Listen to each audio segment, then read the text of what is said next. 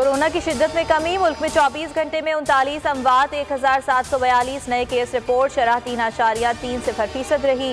Vaccine लगवाने की मोहलत आज आखिरी रोज, कल से पाबंदियां लगेंगी। शादी हॉल्स, शॉपिंग सेंटर्स और दीगर अवामी मकामात पर दाखिला ममनू होगा। अंदरूने और बैरूने मुल्क सफर भी नहीं कर सकेंगे। बारिश की ताकतवर सिस्टम की सिंध में एंट्री, उमरकोट, ठट्ठा और बदीन समेत मुख्तलिफ अजला में बादल बरस पड़े। कराची में आज दोपहर से तेज बारिश और आंधी की पेशगोई।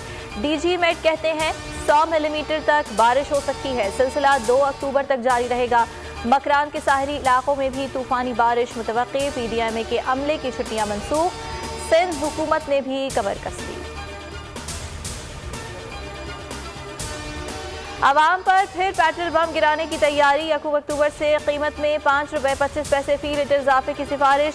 डीजल की कीमत में ₹3.5 इजाफे का इम्कान। हतमी फैसला वजारत खजाना वजीर आजम की मुशावरत से करेंगे।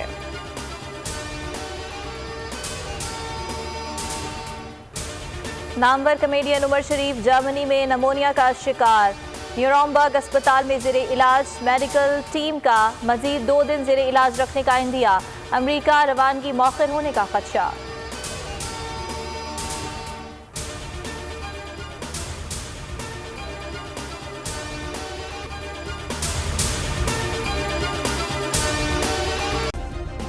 सब्सक्राइब करें और बेल दबाएं ताकि कोई खबर रह न जाए।